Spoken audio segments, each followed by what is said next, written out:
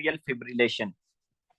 इसको थोड़ा सा जरा नोट्स पे जाके समझते हैं कि एट्रियल फिब्रिलेशन में क्या हो रहा होता है। ये आ गया। ये फॉर एग्जांपल आपका हार्ट है ना। ठीक है, ये आपको पता है हार्ट है आपकी जो इलेक्ट्रिकल एक्टिविटी स्टार्ट होती थी, जो आपका जनरेटर था, पेस मेकर था, वो ऐसे नोड थी, ऐसे नोड से करंट एवी नोड पे की तरफ आता था। एवी नोड से बंडल ऑफ हीट से देन आगे ये ब्रांचेस बनती होती थी, जिससे करंट आपके पूरे हार्ट को सप्लाई हो जाता होता था। और इस तरह हार्ट की इलेक्ट्रिकल एक्टिविटी आ रही थी, और हमारे पास जो ईसीजी पे हम इस इलेक्ट्रिकल एक्टिविटी को ड्रा करते थे, तो वो इस तरह करके पी वेव आती होती थी, then Q, then R, S, and then ये टी वेव, ये नॉर्मल आ जाती होती थी। अब एट्रियल फिब्रिलेशन में प्रॉब्लम क्या आ रही है? एट्रियल फिब्रिलेशन में सीन ये हो रहा है कि आपका जो करंट प्रोड्यूस हो रहा है ना, वो इधर से हो रहा है एट्रिया से। ये फॉर एग्जांपल आप देख सकते हो कि ये आपकी पल्मोनरी वेन्स है। पल्मोनरी वेन्स जहां पे आके ड्रेन कर रही होती हैं, पल्मोनरी वेन्स कहाँ पे आके ड्रेन कर रही होती हैं? हमारे राइट एट्रियम में आके ड्रेन कर रही होती हैं। तो ये जहां पे आपकी पल्मोनरी वेन्स आके ड्रेन कर रही हैं, इस जगह को हम कहेंगे पल्मोनरी वेन ओस्टिया। इस जगह को हम क्या कहेंगे? Pulmonary vein ostia. ओस्टिया का मतलब होता है ओपनिंग। मींस के जहां पे आपकी पल्मोनरी वेन्स की ओपनिंग हो रही है ना, इधर से करंट से प्रोड्यूस होना शुरू हो जाते हैं। पल्मोनरी वेन ओस्टिया से इस तरह करंट प्रोड्यूस होना शुरू हो जाएंगे। तो देखो ये जो करंट्स हैं ये कहाँ पे आएंगे आपकी? इन्होंने अगर वेंटिकल में जाना है तो कहां से जाएंगे? एवी नोड से। आपको पता है कि एट्रिया और वेंटिकल के दरमियान में करंट के पास करने के लिए जो गेट होता है वो कौन सा होता है? AV node. देन ये एवी नोड में आएंगे, और एवी नोड से आगे कहां पे चले जाएंगे? हमारे वेंटिकल्स में चले जाएंगे। देन अब हम देखते हैं कि आपको पता है जब करंट इधर से एवी नोड से आता होता, सॉरी एस नोड से एवी नोड की तरफ आता होता था, जब एट्रिया में फैलता होता था, तो हमें क्या मिलती थी?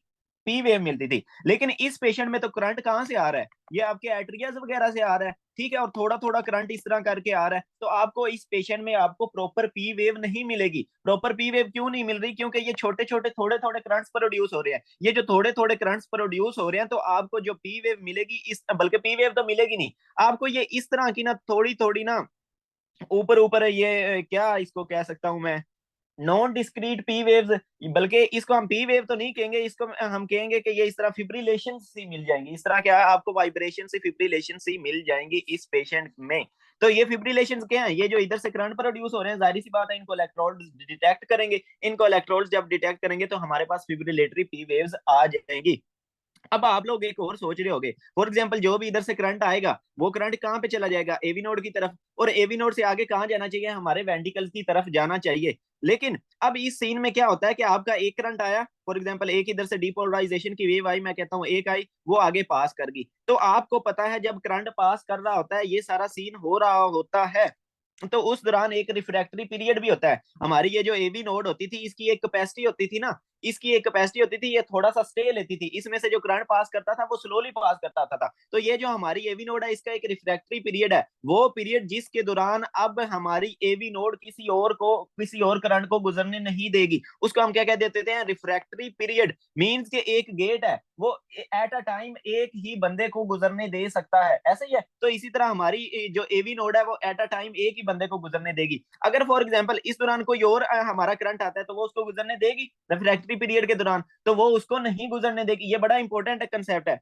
कि जब आपका एवी नोड का रिफ्रैक्टरी पीरियड चल रहा होगा, अगर मैंने आप लोगों को बताया कि इधर काफी सारे जगहों से करंट प्रोड्यूस होके आ रहा है, अब मैं कहता हूं कि एक करंट आया, वो आगे पास उसने कर दिया, लेकिन जब वो उसको पास कर रही होगी, अगर इधर से कोई दोबारा करंट आएगा तो वो उसको पास करेगी? नहीं करेगी, क्योंकि अब उसका कौन सा चल रहा है पीरियड? रिफ्रैक्टरी पीरियड चल रहा है। ठीक है, तो अब ये उस नोड को आगे करंट को पास नहीं करेगी। तो इसी वजह से ये जो आपका एट्रियल फिब्रिलेशन का बंदा होता है, तो आपके पास ये थोड़े थोड़े करंट आते हैं, देन जिस वो करंट को पास करेगी, जो करंट इधर से पास हो जाएगा एवी नोड से, तो आपको पता है जब आपके वेंटिकल्स डीपोलराइज होते हैं तो आपके पास क्या आता है? क्यूआरएस कम्प्लेक्स आता है ना। ऐसे ही कहा था ना यार, जब ये ऐसे ही होता है। एट्रिया डीपोलराइज होते थे जब तो हमारे पास पी वेव आ जाती थी। जब आपके वेंटिकल्स डीपोलराइज होते थे तो हमारे पास क्यूआरएस कम्प्लेक्स आ जाता था। तो अब आप देख सकते हो कि जब ये करंट आगे पास कर जाएगा तो आपके पास क्या आ जाएगा? क्यू आर एस कम्प्लेक्स आ जाएगा। ठीक हो गया। देन अगेन सेम चक्कर चलेगा, इधर से सारे करंट प्रोड्यूस हो रहे हैं, जब ये इसका रिफ्रैक्टरी पीरियड खत्म हो जाएगा, देन अगेन कोई करंट आएगा, वो इसको डिपोलराइज करेगा और देन आगे दोबारा करंट वही प्रोड्यूस हो जाएगा। तो ये इस तरह का आपके पास पैटर्न आ जाता होता है एट्रियल फिब्रिलेशन में। एट्रियल फिब्रिलेशन में प्रॉब्लम क्या आ रही है कि आपका करंट प्रोड्यूस हो रहा है, कहां से प्रोड्यूस हो रहा है, नॉर्मली कहां से होता था, एसए नोड से, लेकिन एसए नोड से नहीं प्रोड्यूस हो रहा। आपका करंट कहां से प्रोड्यूस हो रहा है, पल्मोनरी वेन के ओस्टिया से प्रोड्यूस हो रहा है। ये जो पल्मोनरी वेन्स की ओपनिंग है, ये करंट जाता है और आपकी देन एवी नोड को डिपोलराइज करता है और देन आपके वेंट्रिकल्स को डिपोलराइज करता है, और ये थोड़ा थोड़ा करंट प्रोड्यूस हो रहा होता है। तो ये आप देख सकते हो कि ये इस तरह करके आपको पी वेव्स प्रॉपर नहीं मिलती, आपको फिब्रिलेटरी पी वेव्स मिल जाती हैं। और आपको अब रिदम कैसी मिलेगी, रिदम मींस के रिदम हमने कैसे चेक की थी, क्यूआरएस कॉम्प्लेक्सेस के दरमियान में डिस्टेंस चेक किया था ना, जब हमने ईसीजी पे देखा था तो रिदम को कैसे चेक किया था कि हमने ये जो क्यूआरएस कॉम्प्लेक्सेस होते थे, फॉर एग्जांपल ये एक क्यूआरएस कॉम्प्लेक्स है, एक ये है, एक ये है, तो इनके दरमियान में हमने डिस्टेंस चेक किया था। अगर तो रेगुलर होता था तो उसको हम कहते थे कि ये क्या है कि जनाब प्रॉपर नॉर्मल रिदम है। लेकिन अब आप इस पेशेंट में देख सकते हो कि इन दोनों के दरमियान में डिस्टेंस ज्यादा है, इन दोनों के दरमियान में डिस्टेंस कम है, ठीक है। देन आप ये और ये आप देख सकते हो, आपको प्रॉपरली दिख रहा है कि इसके दरमियान में डिस्टेंस कम है। तो ये वाली रिदम रेगुलर है या इरेगुलर है, तो ये वाली जनाब आपके पास इरेगुलर रिदम होगी, इरेगुलर रिदम होगी और इरेगुलर ही रेट होगा। अब रेट का क्या मतलब है, अब देखो इधर तो आपका करंट प्रोड्यूस हो रहा है, मैंने आप लोगों को बताया कि एट्रिया में करंट प्रोड्यूस हो रहा है, तो ये जो करंट प्रोड्यूस हो रहा है ये एट्रिया को तकरीबन 300 से 4 दफा, 300 से 400 दफा इसको कॉन्ट्रैक्ट करवा सकता है हमारे एट्रिया को। कितना, 300 टू 400 बीट्स पर मिनट आपके एट्रिया को कॉन्ट्रैक्ट करवा सकता है, इतना इधर से करंट प्रोड्यूस हो रहा है। लेकिन हमारा जो वेंटिकल है ना, वो कितना कॉन्ट्रैक्ट कर रहा होगा, वो सिर्फ जनाब 70 to 80 beats, 70 to 180 beats per minute contract कर रहा होगा।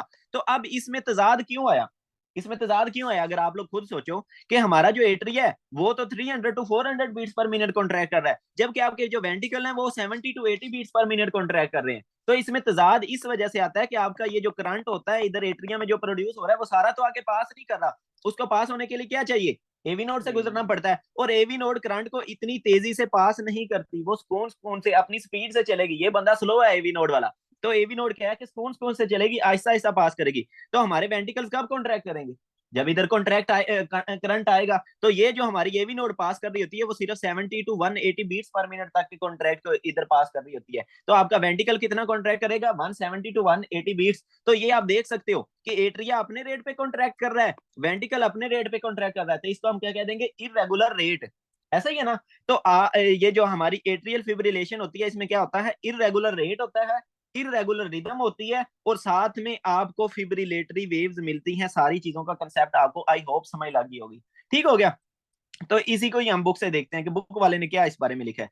तो ये देखो, ये आपने बिल्कुल डिक्टो इसी तरह याद रखना है कि इरेगुलर रेट होगा आपके पास, और साथ में आपकी जो रिदम भी होगी वो सारी चीजें क्या होंगी, इरेगुलर होंगी with no discrete P waves. इस चीज को आपने ऐसे ही रट्टा लगाना है क्योंकि ऐसे ही एमसीक्यूज में आता होता है, ठीक हो गया। तो ये सारी चीजों का हमने कंसेप्ट देख लिया। और ये जो आपका रिदम मींस के करंट कहां से प्रोड्यूस हो रहा है था, इधर इधर जो करंट प्रोड्यूस हो रहा था वो ऐसे कहां से नोट हो से। रहा था, ऐसे नोड से नहीं हो रहा था, वो हो रहा था पल्मोनरी वेन के ओस्टिया से, मैंने आप लोगों को दिखाया। तो वो कहां से हो रहा होता है, automatic foci near pulmonary vein ostia in left atrium. ये भी एमसीक्यूज आता होता है कि करंट आपका कहां से प्रोड्यूस हो रहा होता है, एट्रियल फिब्रिलेशन में। अब देखो, ये तो हमें पता चल गया। तो अब आप एक और चीज सिंपल से याद रख लो, एट्रियल डायलेशन जब भी होगी, जब भी आपका एट्रिया ज्यादा डायलेट कर जाएगा, इतना ही ज्यादा रिस्क बढ़ जाएगा एट्रियल फिब्रिलेशन होने का। अगर आपका एट्रिया डायलेटेड होगा, ज्यादा डायलेटेड होगा, तो आपका एट्रियल फिब्रिलेशन होने का रिस्क बढ़ जाएगा। फॉर एग्जांपल मैं कहता हूँ ये आपका नॉर्मल एट्रिया था, ठीक है। तो देन ये जो आपका एट्रिया किसी भी बीमारी की वजह से, फॉर एग्जांपल मैं कहता हूँ माइट्रल स्टीनोसिस की वजह से, माइट्रल स्टीनोसिस की वजह से आपको पता है आगे ब्लड नहीं पास कर सकता, तो आपका एट्रिया जो है अब इतना डायलेट हो गया है। तो अब आपको ये पता होना चाहिए कि इसमें फिब्रिलेशन का रिस्क कम होगा, जबकि ये जो आपका एट्रिया डायलेट हुआ पड़ा है उसमें फिब्रिलेशन का रिस्क ज्यादा होगा। इट मींस मैं कह सकता हूं कि atrial dilation is directly proportional to risk of atrial fibrillation, ठीक हो गया। तो ये क्यों हो रहा होता है, बेसिकली आपका जब नॉर्मल सेल्स होंगे वो बेचारे नॉर्मली इधर से करंट को पास कर रहे होंगे, ठीक हो गया। लेकिन देखो अब ये सेल्स डायलेटेड फॉर्म में हो गए, तो इस वजह से उस तरह प्रॉपरली करंट पास नहीं करेगा, आपकी जो करंट की एक्टिविटी है वो उस तरह प्रॉपर नहीं हो सकेगी, प्रॉपर कंडक्शन नहीं हो सकेगी। तो ये आपने याद रख लेना है। अब कौन सी चीजें एट्रिया को डायलेट करवा सकती हैं, अगर पेशेंट का फॉर एग्जांपल ये मैं कहता हूँ हार्ट, ये पेशेंट का हार्ट है, अगर हार्ट फेलियर हो जाए, अगर हार्ट फेलियर हो जाए तो आपको पता है ब्लड कहाँ पे पुल करता है, आपके हार्ट में पुल करेगा। ऐसे ही है ना, क्योंकि हार्ट फेल हुआ पड़ा है, हार्ट आगे ब्लड को पंप नहीं कर रहा, तो आपका हार्ट कहाँ पे पुल करेगा, इधर आपके एट्रियाज में पुल कर रहा है। तो देखो जब आपके एट्रियाज में आपका ये जो ब्लड है वो पुल करेगा तो एट्रिया क्या कर जाएगा, इस तरह करके डायलेट कर जाएगा ना। तो यही है। अब देखो इस ये इट मींस के जो हार्ट फेलियर वाला पेशेंट होगा उसमें एट्रियल फिब्रिलेशन का रिस्क बढ़ जाएगा। तो हार्ट फेलियर कैसे होती थी आपको पता है, जब कोरोनरी आर्टरी डिजीज होती है, आपके हार्ट की मायोकार्डियल इंफाक्शन हो जाती है या कार्डियोजेनिक शॉक होता है, वो आगे सारी चीजें हमने पढ़ी थी। इट मींस के जिस पेशेंट में कोरोनरी आर्टरी डिजीज होगी उसमें क्या है कि एट्रियल फिब्रिलेशन का रिस्क ज्यादा होगा। देन सेकंड थिंग आ गई हाइपरटेंशन। तो आपको पता है हाइपरटेंशन में भी आपका जो होता है दूसरा लेफ्ट वेंट्रिकल की हाइपरट्रोफी हो जाती है। देन आपको पता है अगर हार्ट फेल कर जाए तो आपका ये जो एट्रियाज है वो डायलेट कर जाएंगे। तो ये आपने दो मस्ट याद रखने हैं। कौन कौन से, hypertension and coronary artery disease are the important risk factors for atrial fibrillation.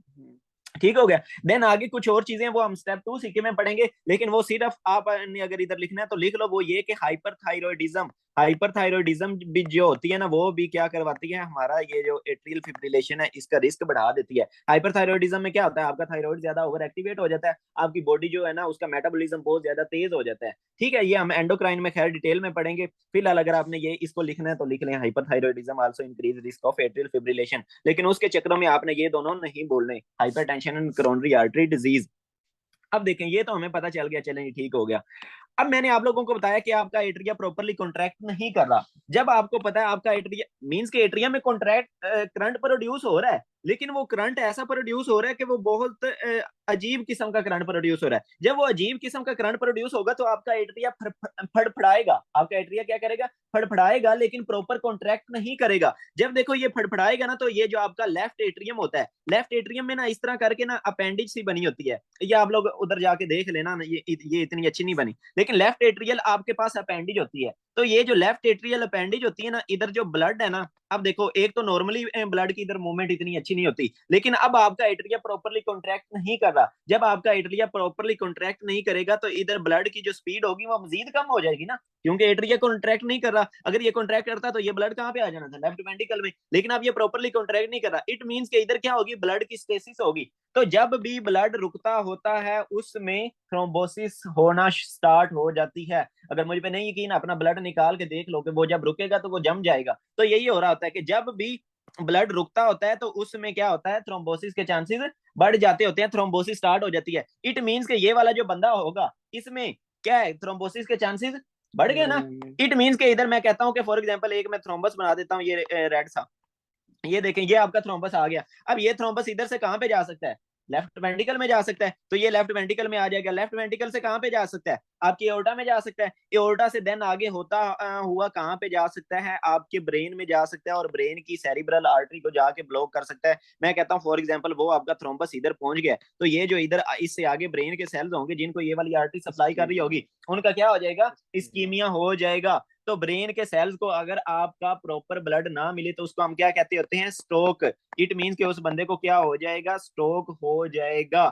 It means के जो एट्रियल फिब्रिलेशन वाला बंदा होगा उसमें स्ट्रोक के चांसेस काफी ज्यादा होते हैं। स्ट्रोक के चांसेस क्यों ज्यादा होते हैं, बिकॉज ऑफ थ्रोम्बो एम्बोलिक इवेंट। ये जो इधर बना थ्रोम्बस, इधर देखो जो थ्रोम्बस बना उसको हम क्या कहेंगे, थ्रोम्बस। थ्रोम्बस अगर अपनी जगह से कहीं और चला जाए तो उसको हम क्या कहते हैं, एम्बोलस। ठीक है, तो इसको हमने क्या नेम दे दिया, थ्रोम्बो एम्बोलिक इवेंट। इसकी वजह से क्या हुआ, इसने जाके आगे ब्रेन की आर्टरी को ब्लॉक किया, तो उसको हम क्या कह देते होते हैं, स्ट्रोक। तो पेशेंट को क्या होने के चांसेस हो जाते हैं, स्ट्रोक होने के चांसेस काफी ज्यादा बढ़ जाते होते हैं। तो ये आपने मस्ट याद रखना है। और ये जिन्होंने एमएलई करना है उन्होंने ये भी लोकेशन याद रखनी है कि ये कहाँ मोस्टली मोस्टली इसके चांसेस कहाँ पे होते हैं बनने के, लेफ्ट एट्रियल अपेंडेज में आपका म्यूरल थ्रोम्बस थ्रोम्बस बनने के चांसेस ज्यादा होते हैं। म्यूरल थ्रोम्बस का जहां भी आप वर्ड सुनो वो जो दीवार के साथ जो थ्रोम्बस बनता होता है उसको हम कहते हैं म्यूरल थ्रोम्बस। तो म्यूरल थ्रोम्बस बनने के चांसेस बढ़ गए और आगे थ्रोम्बस ने स्ट्रोक करवा दिया। ठीक हो गया जी। तो ये आगे के अगर एट्रियल फिब्रिलेशन होगी तो बंदे को कॉम्प्लिकेशंस क्या आएंगी, ये कॉम्प्लिकेशंस आ सकती हैं। देन आगे कि आपके पास बंदा प्रेजेंट कैसे कर सकता है, बंदे को कैसे पता चलेगा कि मुझे एट्रियल फिब्रिलेशन हो रही है। तो इसमें या तो बंदा एसिम्प्टोमेटिक होगा, लेकिन अगर उसका इलेक्ट्रिकल एक्टिविटी बहुत ज्यादा हो रही है, उसका हार्ट बहुत तेज तेज बीट कर रहा है, मींस कि अगर उसकी हार्ट रेट होगी ना more than 100 beats per minute, ठीक है, देन आपके पास बंदा प्रेजेंट इस तरह करेगा कि उसका वो कहेगा कि मुझे ना धड़कन सी फील होती है।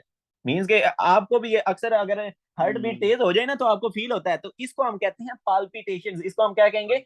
पाल्पिटेशन। आपको जो टर्म आएगी वो आएगी, बंदा पाल्पिटेशन के साथ आया है, देन साथ में आ सकता है डायाफ्रेसिस, मीन्स कि उसे स्वेटिंग सी हो रही होगी, और डिजनिया वगैरह आ सकता है। लेकिन इसमें जो काम की बात है वो ये है कि पेशेंट को क्या हो सकती है? पाल्पिटेशन हो सकती है, मीन्स कि उसे धड़कन सी फील होगी। ये पाल्पिटेशन क्यों हो रही है? जाहिर सी बात है, आपका हार्ट इस तरह फड़फड़ा रहा है, बहुत ज्यादा इलेक्ट्रिकल एक्टिविटी हो रही है, तो आपको पाल्पिटेशन हो सकती है। देन और क्या चीज हो सकती है उस पेशेंट में? और पेशेंट आपको कह सकता है कि वो ना थोड़ा लेजी सा होगा, और कह लो कि उसका प्रॉपर होश में नहीं होगा। प्रॉपर होश में हो भी सकता है, लेकिन उसे इस तरह लगेगा कि मुझे चक्कर से आ रहे हैं, या कह लो लाइट हेडेडनेस उसे फील होगी, मींस के वो बेहोश होने वाला हुआ होगा। उसकी इस तरह की कंडीशन होगी कि वो बेहोश हुआ नहीं, लेकिन इस तरह उसे लग रहा होगा कि मैं अभी बेहोश हो जाऊंगा। तो इसको हम कहते होते हैं लाइट हेडेडनेस। इसको हम क्या कहते होते हैं? लाइट हेडेड नेस। ठीक हो गया। तो ये वाली कंडीशन के साथ ये दो आपको एमसीक्यूज में आ सकती हैं कि पाल्पिटेशंस और लाइट हेडेडनेस के साथ बंदा प्रेजेंट किया है। अब देखो लाइट हेडेडनेस उसे क्यों हो रही है? आपका एट्रिया प्रॉपर्ली कॉन्ट्रैक्ट नहीं कर रहा। एट्रिया प्रॉपर्ली कॉन्ट्रैक्ट नहीं कर रहा, तो आपके जो लेफ्ट वेंट्रिकल है उधर भी ब्लड थोड़ा कम आएगा ना। आपको पता है एट्रिया कॉन्ट्रैक्ट करता है फिर ब्लड आता है लेफ्ट वेंट्रिकल में, ऐसे ही है ना। तो देन देखो, अगर लेफ्ट वेंट्रिकल में कम ब्लड आएगा तो एओर्टा में कम ब्लड जाएगा। जब एओर्टा में कम ब्लड जाएगा तो आपके ब्रेन की तरफ ब्लड की सप्लाई कम, तो आपका सारा जो होश है उसको कौन कंट्रोल कर रहा है? ब्रेन कंट्रोल कर रहा है। तो जाहिर सी बात है वो पेशेंट को क्या हो सकती है? लाइट हेडेडनेस हो सकती है। तो ये सारी सिम्टम्स के साथ आपके पास पेशेंट प्रेजेंट कर सकता है। अब आपने उस पेशेंट को मैनेज कैसे करना है, उसको आप ठीक कैसे करोगे, ट्रीट कैसे करोगे? तो देखो, जो प्रॉब्लम्स हो रही हैं उन्हें ही हम ट्रीट करेंगे। कौन कौन सी प्रॉब्लम्स हो रही थी? उसका हार्ट रेट काफी ज्यादा बढ़ा हुआ होगा, बढ़ा हुआ था, ऐसे ही है ना। तो इट मींस कि हम वो ड्रग्स देंगे जो उसके हार्ट रेट को कम कर देंगी। हार्ट रेट को ड्रग्स जो कम करती होती हैं उसमें हमारे बीटा ब्लॉकर्स आ जाते हैं, उसमें हमारे कैल्शियम चैनल ब्लॉकर्स आ जाते हैं, उसमें हमारी डाइजॉक्सिन आ जाती है। इसमें परेशानी होना, हमने आगे इनको सबको डिटेल से पढ़ना है, ठीक है। तो ये सारी चीजें क्या कर देंगी? हार्ट रेट को कम कर देंगी। देन आ गया रिदम कंट्रोल। इट मींस कि ये जो उसकी रिदमिया हुआ पड़ा था, सारा जो रिदम खराब हुई पड़ी थी, हमने उसको ठीक करना है। तो ये जो रिदम कंट्रोल है ना, इसके लिए हम करते होते हैं कार्डियक डिफिब्रिलेशन। कार्डियक डिफिब्रिलेशन का क्या मतलब है, इसको हम थोड़ा सा डिटेल से पढ़ते हैं। ये आपने अक्सर मूवीज में देखा होगा। मूवीज में आपने क्या देखा होगा कि जनाब अक्सर ना वो बेड पे लटाया हुआ होता है बंदा, और उसको ऊपर से जनाब इस्त्री लगाते हैं और वो अचानक से ठीक हो जाता है वो जनाब। फिर वो पीछे वो सारा सीन चलने लग जाता है कि जनाब वो टना टना, ठीक है, खुश हो जाते हैं सारे। तो ये देखो, ये आपका पेशेंट है जिसको क्या हुआ पड़ा है बेचारे को? कार्डियक एरिथमिया हुआ पड़ा है, ठीक है, एट्रियल फिब्रिलेशन हुई पड़ी है। ये जनाब उसका इधर हार्ट वगैरह आ गया, बहुत सारा सीन आ गया।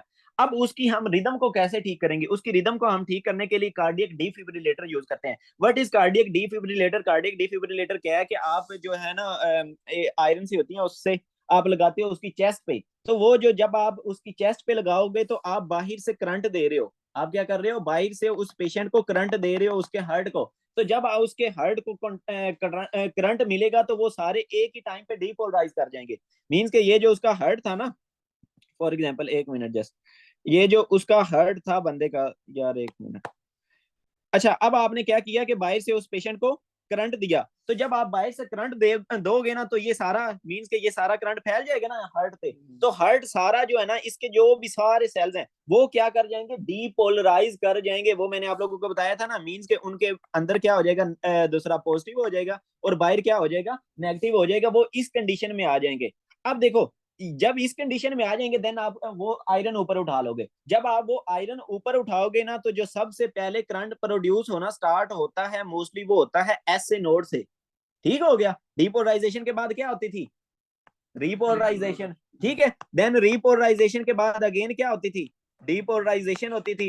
ठीक है। तो जब देखो, इट मींस कि आपका जो साइनो एट्रियल नोड होती है, वो ये जो सारे सेल्स हैं इनमें सबसे ज्यादा तेज होती है दोबारा कौन सी कंडीशन में आने में? ये डीपोलराइजेशन वाली कंडीशन में आने में। ठीक है। तो देन देखो, ये अगर सबसे पहले डीपोलराइज होगी, देन आगे क्या है कि ये दोबारा से क्या हो जाएगी? रिपोलराइज हो जाएगी।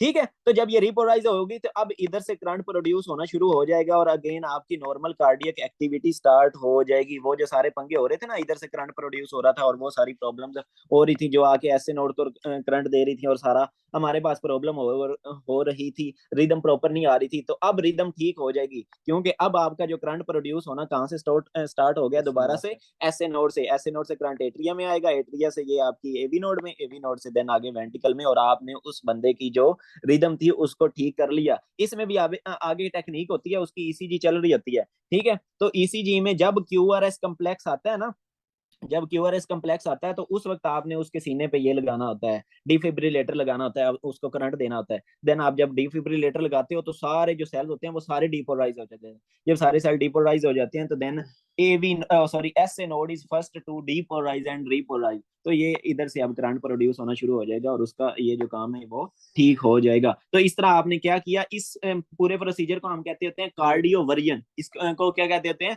कार्डियो वर्जन, ठीक है। तो आपने क्या की, पेशेंट की कार्डियो वर्जन की, तो ये आप रिदम कंट्रोल इस तरह कर सकते हो, कार्डियो वर्जन के थ्रू कर सकते हो। देन और किस तरह आप उस पेशेंट की रिदम कंट्रोल कर सकते हो, और ना ड्रग्स भी देते होते हैं, लेकिन वो हम पढ़ेंगे उसमें हमारी फार्माकोलॉजी में, उन सारी ड्रग्स वगैरह का चक्कर।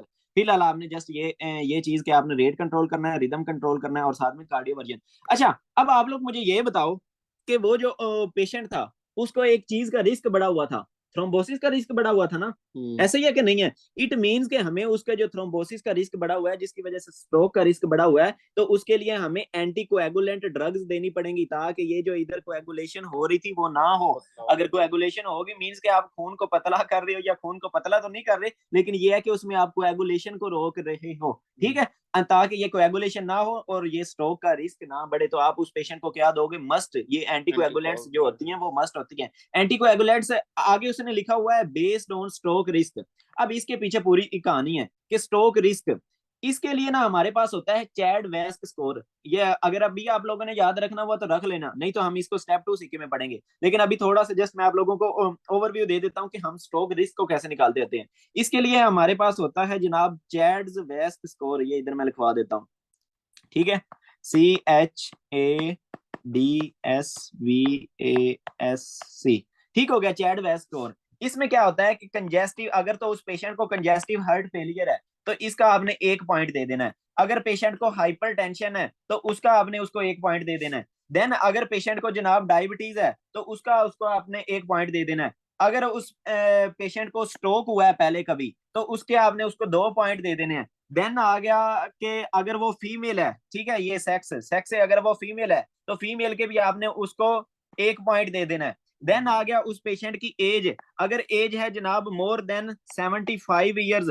तो देन आपने उस पेशेंट को 2 पॉइंट्स दे देने हैं। अगर कितनी ये अगर उसको वेस्कुलर डिजीज है, वी से वेस्कुलर डिजीज, अगर उसको वेस्कुलर डिजीज है तो वो भी आपने 1 पॉइंट दे देना है। देन आ गया कि अगर उसकी एज है 65 टू 75 के दरमियान, तो आपने उसको 1 पॉइंट दे देना है, ठीक है। चीजें आपने उस पेशेंट की देखनी होती हैं, इसको देख के आपने उसकी स्कोरिंग करनी होती है। अगर तो उसका नंबर आए मींस के स्कोर उसका आए लेस देन 2, अगर तो उसका स्कोर आएगा जनाब लेस देन मींस के 0 to 1 आ गया, तो आपने उस पेशेंट को जो एंटी कोएगुलेंट देनी होती है वो एस्पिरिन देनी होती है, ठीक है। अगर उसका स्कोर आ जाए more than or equal to 2, तो देन आपने जो एंटी कोएगुलेंट देनी होती है वो वारफेरिन देनी होती है। तो इस तरह करके आप उसकी एंटी कोएगुलेशन वाली थेरापी करते होते। ये खैर हमने स्टेप 2 में सारी चीज पढ़नी थी, लेकिन मैंने कहा चलो थोड़ा सा बता दूं। तो खैर आपने क्या करना है, उस पेशेंट का स्ट्रोक रिस्क दूसरा कैलकुलेट करना है, और स्ट्रोक रिस्क के अकॉर्डिंग आपने उसको एंटी कोएगुलेशन वाली जो भी ड्रग देनी होगी वो दे दोगे। अच्छा जी, ये सारी चीजें तो हमने कर ली कि मेडिकली किस तरह ट्रीट करना है। देन आ जाता है कि सर्जरी, सर्जरी करके आप उस पेशेंट को किस तरह ठीक कर सकते हो। तो सर्जरी में ये होता है कि आपने ये नहीं कि उसका जनाब ऑपरेट ही कर देना है। उसमें ये होता है कि ये जो पल्मोनरी वेन की ओस्टियां है ना, फॉर एग्जांपल ये इधर हमारे पास क्या कहते हैं, ये थी, ये जो जहां से करंट प्रोड्यूस हो रहा था, फॉर एग्जांपल ये है आपके पास, ये पल्मोनरी वेन है जहां पे आके पल्मोनरी वेन ड्रेन कर रही है, इधर से करंट प्रोड्यूस हो रहा था ना। तो आप क्या करोगे, इलेक्ट्रिकली ये जो एरिया होगा ना इसके डेथ करवा दोगे, इलेक्ट्रिकली इसको जला दोगे। तो देखो ये जब एरिया जल जाएगा तो अब इधर से आगे करंट पास कर सकेगा, नहीं कर सकेगा, क्योंकि ये एरिया सारा क्या हो गया, अब ये करंट को पास नहीं करेगा, इधर स्कार बन जाएगा, ठीक है। ये भी आता है जिसने एमएलई करना है, इधर क्या बन जाएगा, अब स्कार बन जाएगा ना, आपको पता है जो एरिया डैमेज होता है उधर स्कार बन जाता होता है, ठीक है। तो अब इधर से आगे करंट पास कर सकेगा, नहीं कर सकेगा, तो इधर आएगा अब करंट, हमारी एवी नोड की तरफ। इधर से करंट अब नहीं आएगा, अब हमारा सिंपली इधर से ऐसे नोड से करंट आता रहेगा। तो इसको हम कहते होते हैं एब्लेशन थेरापी। आप क्या करोगे, इन एरियाज को, ये जो एरियाज हैं जहां से करंट प्रोड्यूस हो रहा है, उनको एब्लेट कर दोगे, खत्म कर दोगे इलेक्ट्रिकली। तो ये आप कर रहे होते हो। डेफिनेटिव ट्रीटमेंट क्या है, ablation of pulmonary vein ostia. ठीक है, तो उधर को वो वाला एरिया आप एब्लेट कर दोगे और पेशेंट ठीक हो जाएगा। देन ये सारे प्रॉब्लम्स उसके ठीक हो जाएंगे। तो ये था हमारा एट्रियल फिब्रिलेशन। एट्रियल फिब्रिलेशन में क्या था कि आपका एट्रिया जो है ना वो इरेगुलर रेट और रिदम के साथ कॉन्ट्रैक्ट कर रहा था। उसमें पल्मोनरी वेन्स के जो ओस्टियां, उधर से करंट प्रोड्यूस हो रहा था, जिसकी वजह से आपको प्रॉपर पी वेव्स नहीं मिल रही थी, फिब्रिलेटरी पी वेव्स मिल रही थी। ठीक हो गया जी। बाकी हमने ये उसके काजेज और रिस्क वगैरह देखे और उसको ट्रीट कर लिया। आगे चलते हैं।